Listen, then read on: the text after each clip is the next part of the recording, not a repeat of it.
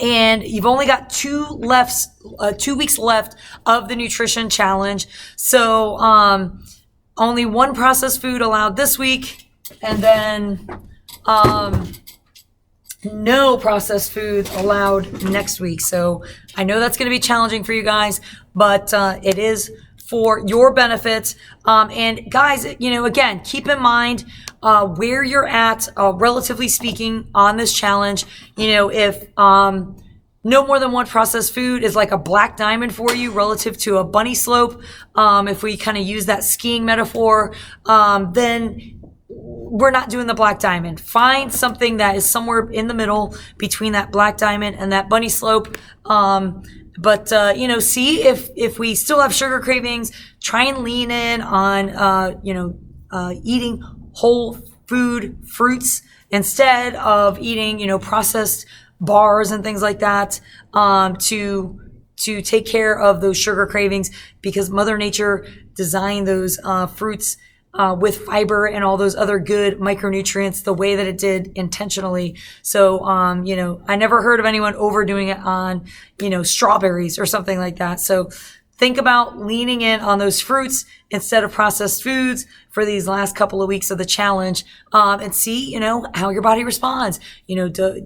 you feel like you have better energy levels? Do you feel like they're more even throughout the day? And, but either way, try and still pair your fruits, things like that, with some type of a protein, so that and maybe some type of a veggie as well, so that you can continue to load your plate up with fiber and protein that help blunt that blood glucose spike. But if we're leaning in on fruit, think about things like strawberries. Any kind of berries are going to be low glycemic index.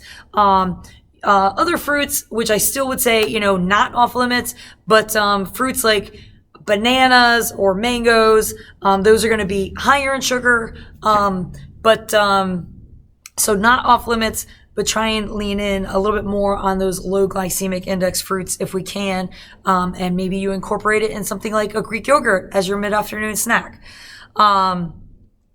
So let's go over some other signs of insulin resistance.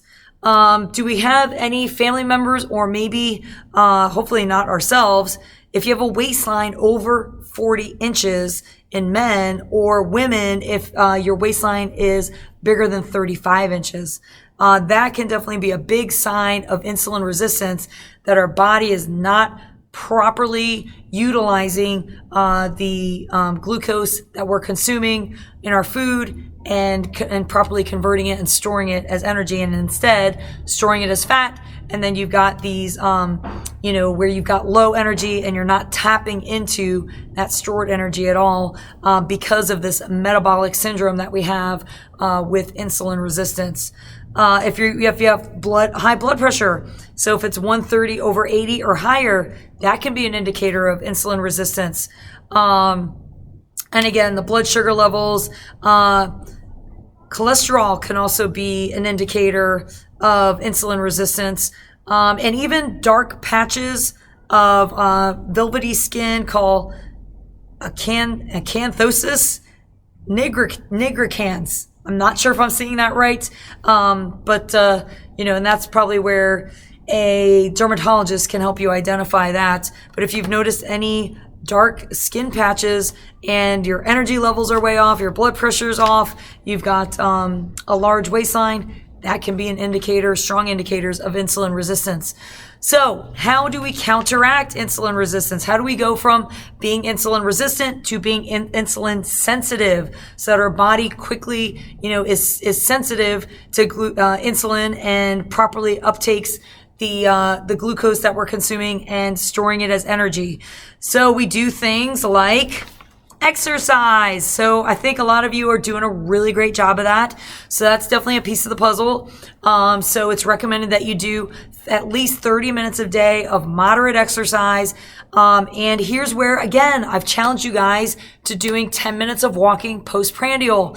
It goes a long way with helping you get from being insulin resistant to being insulin sensitive. So there is a method to my madness here, guys. I'm asking you guys to take those walks after, you eat so that it helps your body properly utilize the glucose that you've just consumed and store it as energy instead of storing it as fat.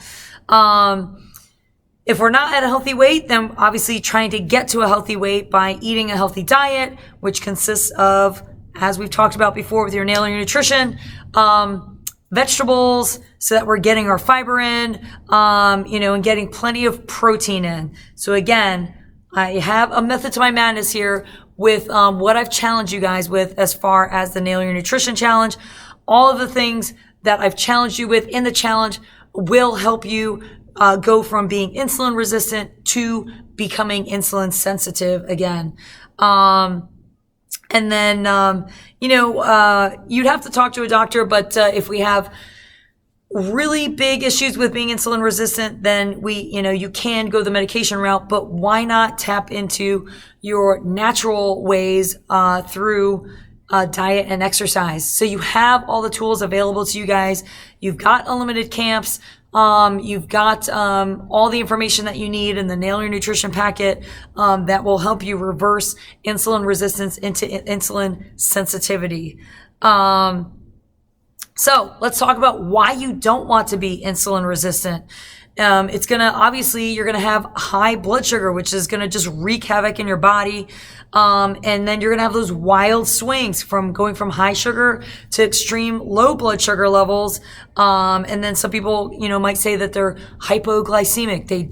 They have a hard time controlling their blood sugar levels. And that is related to being insulin resistant instead of insulin sensitive. You can have heart complications. So there's the old adage people always in the past thought, the reason that you have heart disease or heart attacks, it's related to having high cholesterol and clogged arteries, but it is very much so related to our high sugar, high processed, unfortunately, standard American diet that we have. So the more we can reduce our added sugars, the more we can keep our blood sugar levels steady throughout the day and lean on those whole foods. That obviously not only helps with heart disease and heart attacks and strokes and things like that, but it helps with insulin resistance. So insulin resistance this can be a precursor for some of these other bigger issues like heart attacks and strokes and things like that, and even cancers. And as I stated before, Alzheimer's disease and dementia have been linked to having a diet consisting of added sugars and processed sugars. So, and we definitely don't want to have that. We want to have you guys have healthy brains well into your 80s and 90s. And I'd love to see you guys burning until you're 103. All right. So what to eat to be more insulin sensitive. Again, as I said before, we're loading up on those healthy vegetables at the start of our meals, and leaning in on your dark leafy green veggies like spinach, your lower glycemic index foods. And honestly, guys, you can even lean in on your frozen and canned foods. Making sure that we're not consuming foods that have a lot of added preservatives or added sugars in them. You might be surprised, even, if you go to Costco and you get veggies in bulk. I did almost buy a stir fry one time that I thought, oh man, it's super healthy. It's got like snap peas and all this crazy stuff in it. It'll be a good way to get a good variety of different vegetables in it. And I don't have to worry about, buying all this separate vegetables. And then I flip it over and I see added sugar. I don't know why they do this. It was a stir fry mix. And for some reason, one serving of the stir fry veggies had like 10 grams of added sugar in it. I don't know why they do this, guys, but definitely continue to read your labels and look out for things like that. And unfortunately, you're not going to be able to take advantage of things like that. You're going to want to, find another frozen stir fry or maybe a fresh stir fry that doesn't have the added sugars. And they are out there. You just got to make sure that you continue to read the labels. And as I said before, leaning in on the fruits that are high in fiber and all those great vitamins and minerals to take care of your sweet cravings. Pair it with your low-fat Greek yogurts, or honestly, even a full-fat Greek yogurt. It just kind of depends on what your goals are these days, what you're trying to achieve. and shooting to make sure we're increasing those high fiber vegetables like broccoli, and even, leaning in on things like beans, black beans, lentils, chickpeas. Those are also great sources of fiber. Even though they might be a little bit higher in carbs relative to like an animal protein, they also have a lot of fiber, so they blunt the blood glucose spike because of all the fiber that they have in them. So nice fiber-rich foods as well. All right, so on to the next thing. Leptin resistance. Has anyone ever heard of leptin resistance? So along the same vein of insulin resistance, you do not want to be leptin resistant.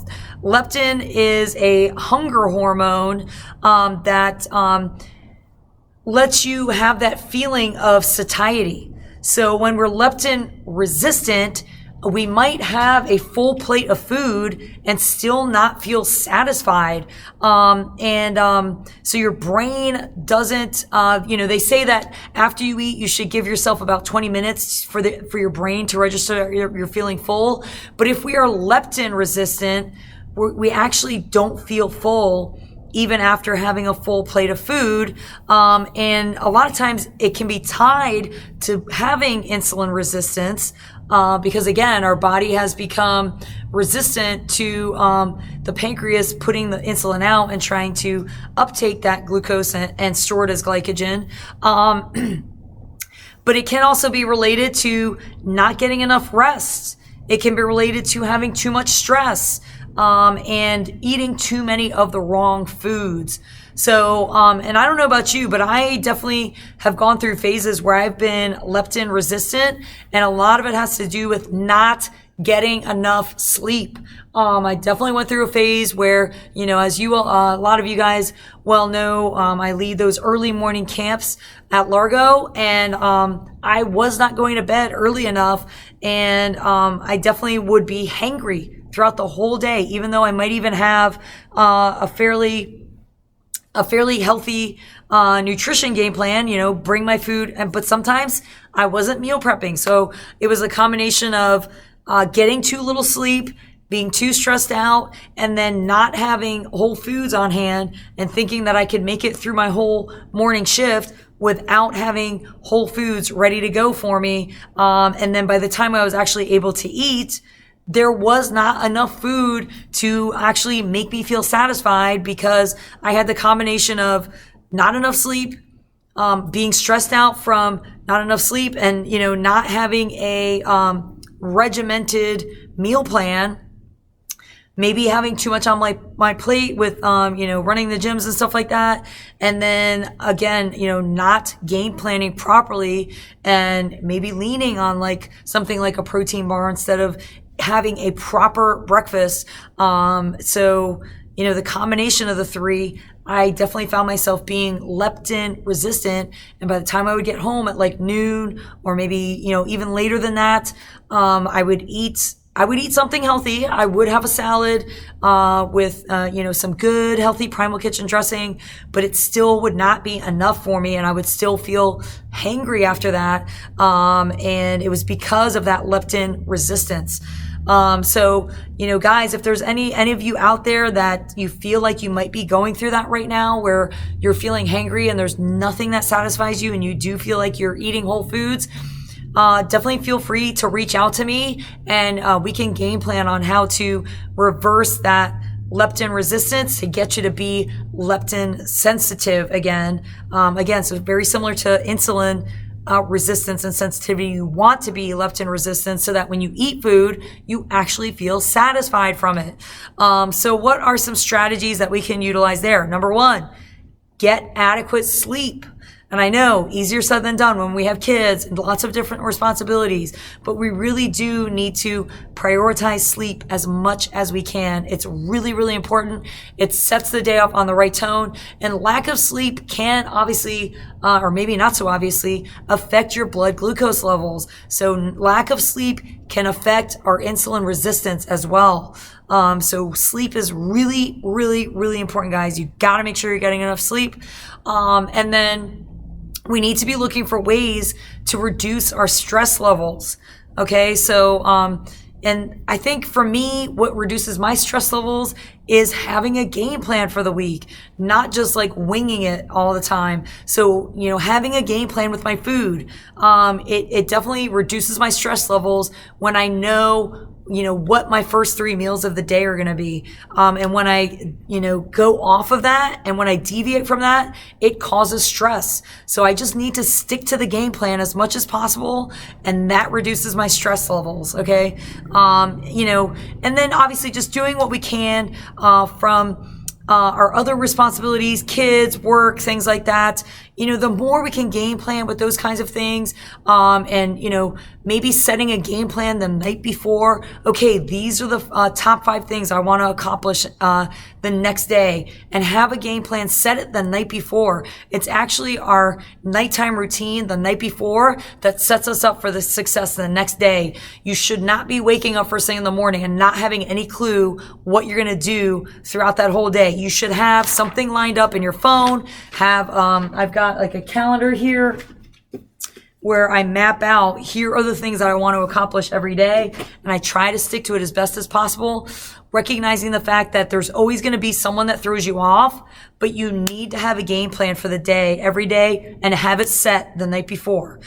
So with you guys, I create my notes minimum the night before, if not earlier in the week, and I know what I'm going to talk about with you guys, because nothing would be worse than to not be prepared for a discussion with you guys. So I think I've harped enough on trying to reduce your stress as much as possible. But think about other things too, like yoga, meditation, going for long walks and absorbing the sunlight. Even something as simple as a walk after lunchtime in the sunlight can really go a long way to help you minimize your stress levels, even though we don't think we have enough time in the day. But everyone has 10 minutes that they can dedicate to take a walk in the sunshine, to recharge yourself and reset yourself mentally, so that you can tackle the rest of the day with less stress. And sunlight goes a long way. It helps recharge your body with vitamin D, which helps with with your stress levels, as well as, it helps with setting your melatonin so that you can get proper sleep. So all of these things work hand in hand together to help your body properly function, properly shut down for the evening. So the more sunlight we can get in during the day, the better off we're going to be. Again, it helps with stress. It helps with recovery. It helps with your body going through all those stages as you're sleeping at nighttime. All of it works so seamlessly together. You guys don't even realize how important it is. Other things that we can do. And I've kind of already talked about it before, so it's a lot of the same strategies that we're already using on the Nail Your Nutrition. We've already talked about related to insulin resistance, but leaning in on those fruits to replace those sugary treats, so that we're leaning in on whole foods, and because our body knows how to process whole foods. That's another thing with leptin resistance. The more we lean in on processed foods, the worse it makes leptin resistance. So when we, go back to leaning in on whole foods, our body actually understands the information that the whole foods are sending to our body, and it's able to properly reset our leptin levels whenever we eat. So leaning in on those fruits whenever we want a sugary treat. Using unsweetened beverages, so not drinking the sodas and things like that. Using healthy oils like avocado oil and coconut oil instead of vegetable and canola oil. Eating all those great vegetables and eating the rainbow as far as variety of vegetables, so that you get all those great micronutrients in from all those different vegetables. Eating, your high protein animal proteins like fish, poultry, and, if we don't have any dairy issues, leaning in on different sources of dairy like cottage cheese or Greek yogurt, and, just things like salads, dark leafy greens. So very much along the same lines as insulin resistance for combating leptin resistance, all right? Yeah, so that's all I'm going to say there. And then the other thing is with leptin resistance, you want to make sure that you are eating your meals in a spaced out routine. So eating those meals like every 3 to 4 hours will help reverse leptin resistance and get you back to leptin sensitivity. Even things like taking, if we are not big fans of eating fish, then taking an omega-3 supplement. There is a vegan version for those of you that don't want to take a fish oil supplement. There is an algae, a blue algae that you can find on Amazon that is a vegan version of omega-3. So again, if we're not big fans of, if we're vegan or if we're just not big fans of fish, you can find omega-3 supplements that again will also help with leptin resistance, because again, it's just helping to replenish all those great micronutrients, helping to offset the omega-6s that we might be consuming from processed foods, and definitely avoid severe calorie restrictions. So we definitely don't want to do something where we're doing like an 18-hour fast or anything like that, because that will just mess with leptin resistance that much more, so that whenever we break our intermittent fasting, again, you will not feel satisfied and you'll feel like that you need to continue eating. And then another thing that burn helps with, on our cardio days, we basically typically do like a HIIT type style workout. So high intensity interval training. HIIT training does help with leptin resistance. And again, just making sure that we're getting enough sleep. Okay. So I think we've covered a lot of territory here. But whether it's insulin resistance or leptin resistance, I think we're hearing a lot of the same messages. We want to make sure that we're getting plenty of vegetables in our diet so that we keep those blood glucose levels nice and steady, minimize our processed foods, maximize on our protein, whether it's through animal proteins or, vegan sources of protein like quinoa and edamame and other beans, things like that, that are also high in fiber, so that it offsets any, so that they're, relatively speaking, lower glycemic index type foods, and getting plenty of sleep, reducing our stress levels. These are all things that will help with insulin resistance and leptin resistance. So again, feel free to reach out to me, schedule a focus meeting with me if you can, if you want to take a deeper dive on a specific situation related to either of those two, and we can definitely game plan to start reversing you if you do feel like you do have insulin resistance or leptin resistance. Okay, guys? And I'm not going to say that I'm, a professional, but I can definitely, give you some guidance on your specific situation. So the other thing I did want to chat about is supplements. I do definitely get a lot of questions from you guys about, what supplements should I be taking? I want to make sure I'm growing my muscle mass. Do I need to be taking this? Do I need to be taking that? And by the end of the day, all of a sudden we've got a list of like 20 different supplements that we could be taking. But at the end of the day, I definitely, I'm always going to tell you guys, you do want to, be very selective with the supplements that you incorporate. They can be very helpful, but if we just lean in on our whole foods and making sure that we're getting enough protein in, that's going to take care of about 80 to 90% of it. You should not be relying on supplements to be taking care of the low-hanging fruit. Use whole foods to be taking care of your low-hanging fruit issues. And then a supplement is just that. It's a supplement to help get you through that last, 5-10%, to get you kind of like across the finish line. I view the protein powder as a supplement. It's obviously not a food. It's not a whole food. But for those of us that really, really struggle to get enough protein in, our protein powder or afterburn is a great supplement to ensure that you get at least 100 grams of protein a day, or to ensure that we're getting, 1 gram of protein per 1 pound body weight.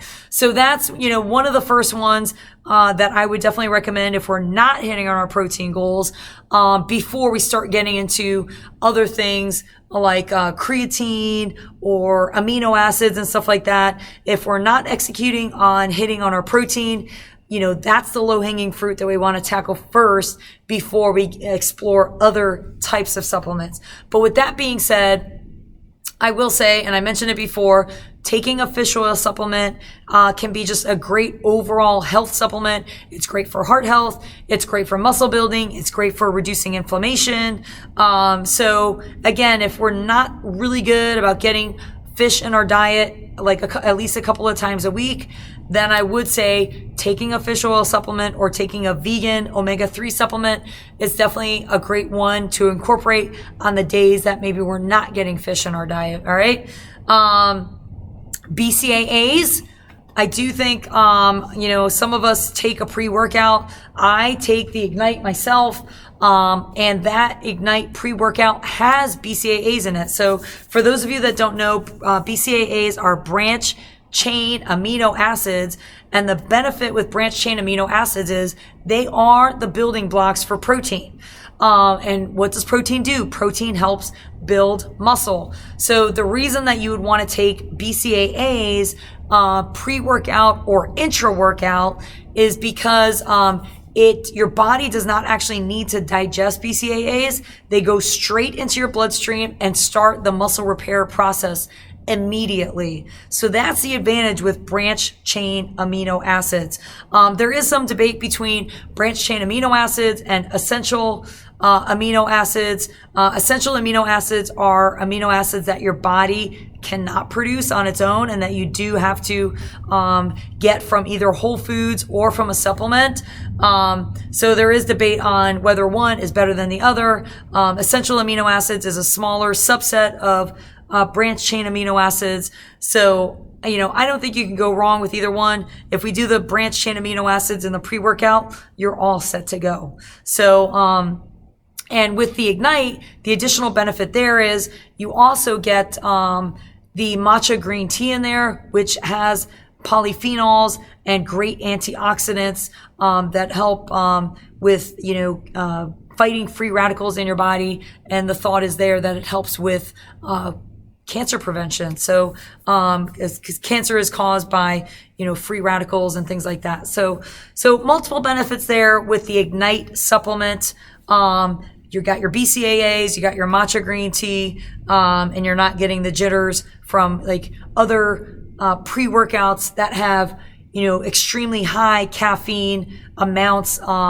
With our Ignite, it's only 50 milligrams of caffeine, which is less than a half a cup of coffee. Some of these other ones, like C4, or those drinks like, which one am I thinking? Like Rockstar or Monster, those typically have, or Bang, those have upwards of like 250 to 300 milligrams of caffeine. So that is quite a lot. That's going to drain our adrenals. That's going to make our bodies feel stressed out. That's definitely not something that you want to be taking every day. Because it is a very high amount of caffeine. You definitely do not want to be consuming more than 400 milligrams of caffeine per day. You really want to minimize the caffeine as much as you can. It can be helpful during a workout because it's going to help you push a little bit harder. But outside of that, we definitely don't want to be in a routine where we're relying on caffeine to get us through the day. If we're drinking caffeine after, like, let's say noon, it's going to affect your sleep. So you don't want to be drinking caffeine minimum 8 hours before you go to bed, because it will affect your sleep. And then guess what? Then you're not getting a full recovery. And then you're going into the next day not feeling fully recovered. It puts off muscle recovery and muscle repair. Try and just focus your caffeine consumption around that workout time. And if we work out in the afternoons, I know that can be a little bit tricky. But the good news is, at least with the Ignite, it's only 50 milligrams, which again is less than a half a cup of coffee. So try and just have your caffeine around that workout time, and then try, to minimize your caffeine throughout the rest of the day. What else? We talked about protein. Collagen peptides is another one that comes up. So it is, as we age, our body does not have as much collagen or elasticity in our skin and our muscle and our tissues and things like that. So a collagen peptide can be a great supplement to help replenish those collagen stores in our body. But it is not a complete protein. So don't think that you can take collagen peptides in place of something like an afterburn that is a complete protein. It can definitely, again, be a great supplement. It does help with the structural components of the muscle tissues.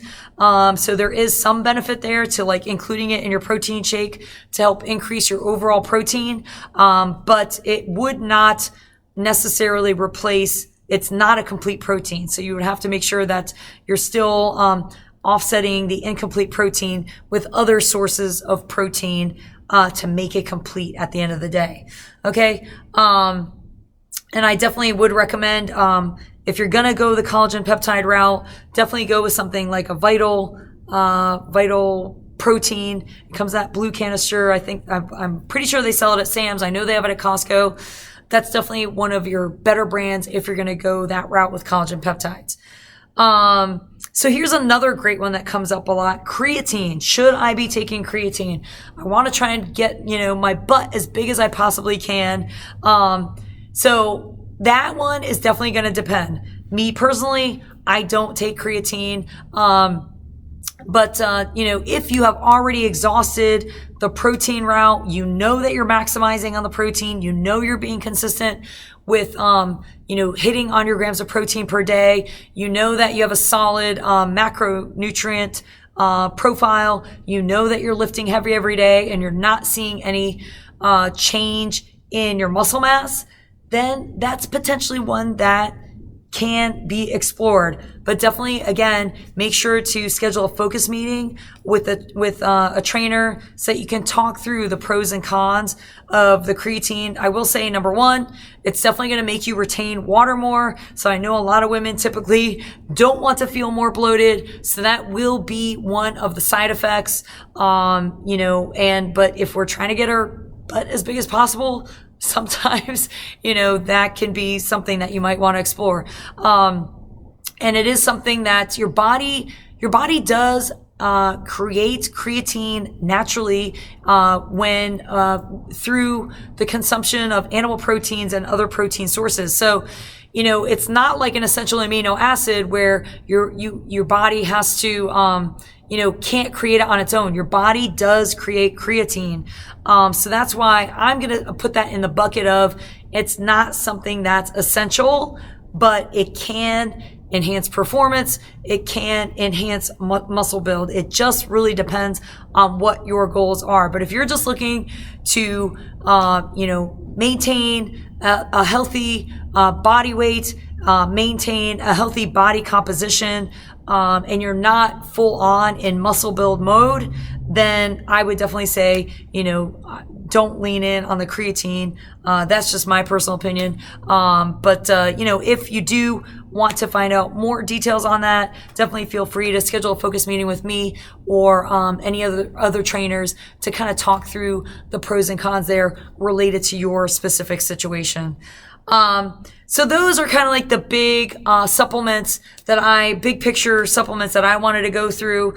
Feel free, if there's any other supplements that you would like to talk about, definitely make sure to make a comment below, and I can make sure to chat about it some more next week. But I think I hit on all the big picture ones that tend to come up like after camp in questions from you guys.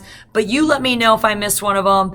And again, don't forget, we've got 2 weeks left of the Nail Your Nutrition Challenge. So keep your eye on the prize, especially if we've put our cash towards the pot, $675 at our Palm Harbor location, $625 at our Largo location. Top 3 winners get to split that pot top body fat percentage loss, top muscle mass increase, and then best transformation story as voted on by the trainers.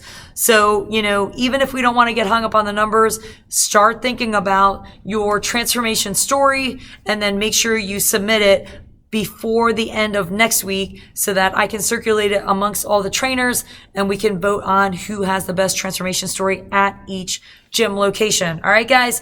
So, I'm seeing the focus meeting scans coming in. I'm seeing muscle mass increasing. I'm telling you, it's very consistent across the board. You guys are doing amazing things by making sure that you're staying consistent with your savory breakfast, making sure that you're staying consistent with your veggies and your protein. I'm seeing it in the numbers, guys. I'm seeing muscle mass going up, I'm seeing fat mass going down, and I'm seeing the body fat percentages going down. I'm seeing, 3-4% drops in body fat percentage in like a little over a month, which is amazing, guys. I always say 1% in a month is a really good traction from one month to the next, and you guys are like tripling down on that. So keep up the great work. Keep prioritizing the protein so that we can double down on the Nail Your Nutrition and the Flex Your Fitness, and keep the eye on the prize, guys. You guys are doing amazing things. Keep it up. And start sharing your PRs, guys. We've got 2 weeks left on the Flex Your Fitness. I want to hear you guys. I want to hear where you guys are at on the goblet squats. I want to hear where you guys are at with your reverse lunges and things like that. And let me know if you guys are PRing. All right. Have an amazing day, and I will see you guys next week. All right. Have a good one. Bye.